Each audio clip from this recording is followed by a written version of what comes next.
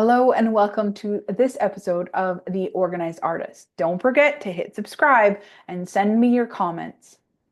In this episode, I'm going to share with you how to create an online space that inspires your best work. Creating an online space that works for you and not against you. You've spent time making your physical art space feel inspiring, but what about your online space? If logging into your website, portfolio, or digital workspaces feels overwhelming or chaotic, then this episode is for you. Today, we're talking about how to create a digital home for your art that feels just as inspiring and functional as your studio. So you can actually use it instead of avoiding it. Here's what you'll learn. You'll learn why your online space matters just as much as your physical space and your physical studio. The biggest mistakes artists make when setting up their digital presence, and simple ways to make your website, portfolio, or online business feel easy and enjoyable. Why your online space matters. Your website or digital presence is your online art studio. Whether you have an actual physical art studio or you don't have an art studio, your online presence is your art studio. So start thinking of it that way. This is my digital art studio. It's like inviting somebody into your physical space, only in the online world. Just like your physical space, your online space should feel like a creative haven, not something you dread working on or working in.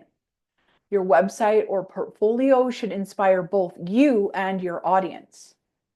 I have to say that it breaks my heart when I go to a website of an artist and I see that it's set up in a way that is not conducive to inviting and encouraging people to take a look at the art that is offered. If your website feels outdated or cluttered or confusing, it's time that we give it a little sprinkle and a little refresh. A well-designed space makes it easier to create and share your artwork, which will then also make it easier for you to sell your artwork.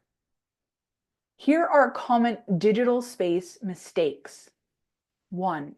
Not having a clear structure.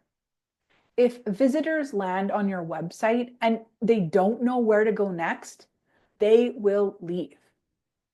So you want to make your navigation simple and clear, and your menu should be clear and direct.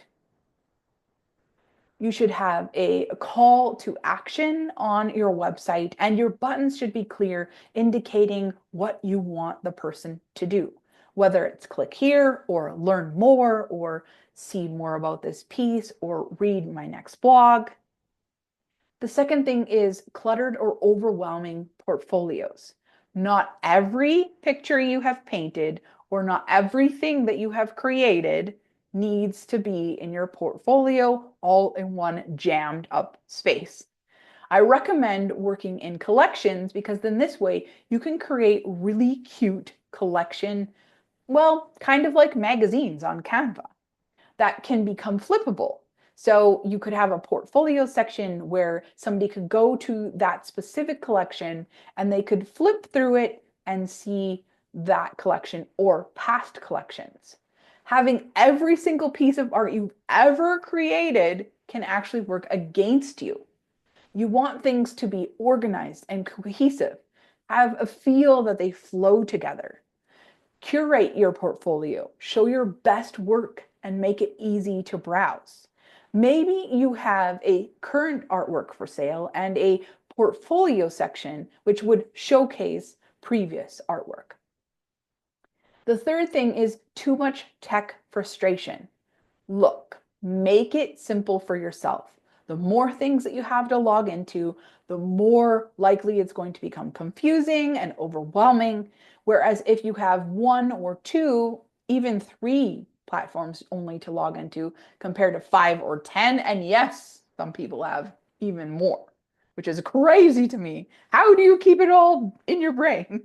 If you're spending more time fighting with your tech than actually creating, it's time to simplify. If a website design is not working for you, maybe it's time to think about switching. Use easy to manage platforms like Zenler for your website, your courses, your blog, and other pieces of content, Canva for your design, and Moxie for admin tasks. Don't worry, in the description, I'll make sure that I link each one of those. So if you want to check them out, you can. How to create an inspiring digital space. The first thing you can do is make your website or portfolio feel like you. Make it feel like somebody is entering into your space, creating a relationship with you, and engaging in a conversation with you.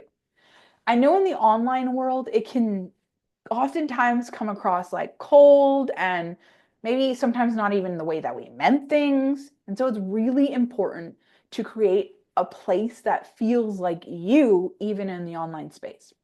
So if somebody came and they had a conversation with you, they would be able to say, oh, she converses with me just like it feels like when I'm reading on her website. You'll notice on my website, for example, that I inject humor because I tend to make mistakes, flubber up, laugh at myself, and I don't edit those out. I'm going to be real with you. You're going to see and you're going to get to know me as I am. And that's how I come across on my website as well. I'm very kind of quirky and geeky in real life. And so I try and reflect that on my website. Here's some other things you can keep in mind to have your website or your portfolio feel like you. Choose colors and fonts and layouts and designs that align with your art style or your personality as well. Keep it simple and clean. Your art should be the focus. Remember, if you have a distracting background, then people are going to see the background. They're not going to see your artwork. If you have bold fonts and bold colors and bold everything on your website, but your paintings are more subdued, no one's going to see them. It's going to get lost in all of the chaos of the color. Add a personal touch, a strong about page that helps visitors to connect with you, to get to know you. Maybe even connect with you through a blog where you share some different behind the scenes from your artwork or why you created certain pieces. The second thing is to organize your digital files and your workflow. Okay, let's be serious here, peeps, because I know that your desktop and your tabs probably have hundreds of them open. Now, we want to simplify because when our online space becomes a bit chaotic, we feel chaotic when we sign into our computers.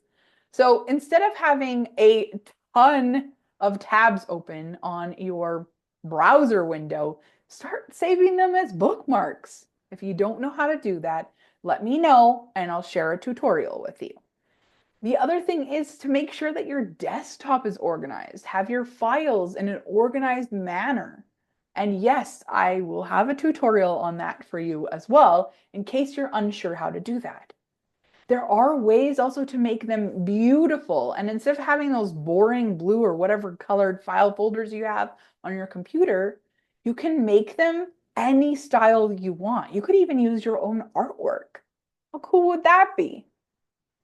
The third thing is to simplify your online presence. If social media feels overwhelming to you, like it does to, well, a lot of creatives, focus on one or two at the most platforms where your audience is. This is important because the most important thing is consistency. So if you're showing up for your audience consistently, that's more important than being on every single platform ever created under the sun, because you will get overwhelmed. And then that overwhelm will cause you not to be consistent. You can always create on one platform and then share the content you've created on that one platform in different forms and different formats on other platforms and automate it. You can make sure your website and portfolio are up to date so people can find your best work.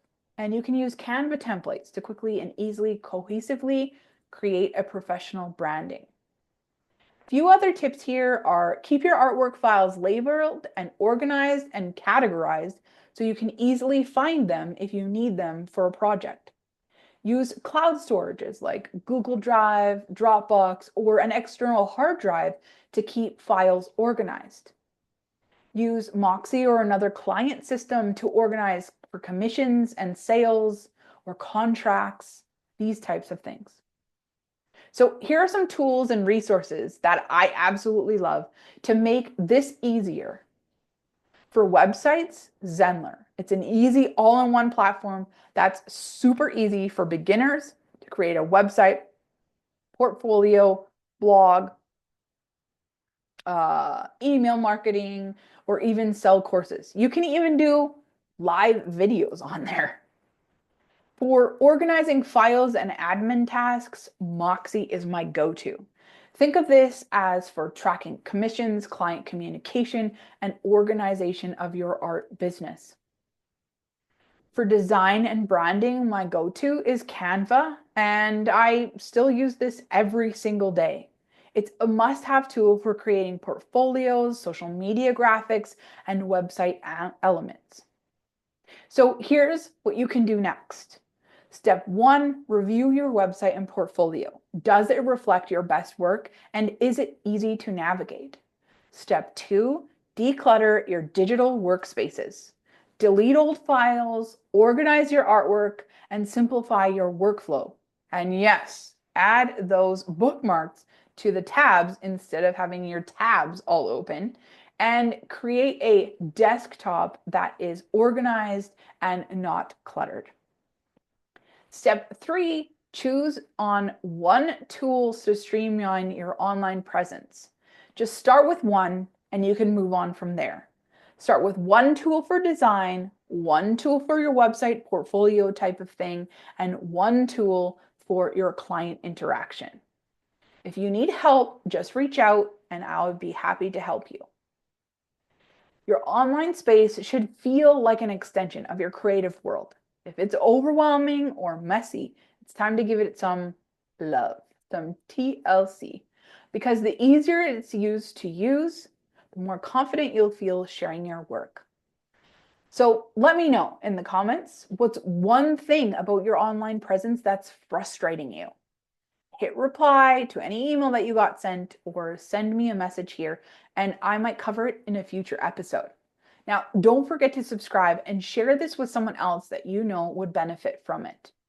Thank you for joining me in The Organized Artist.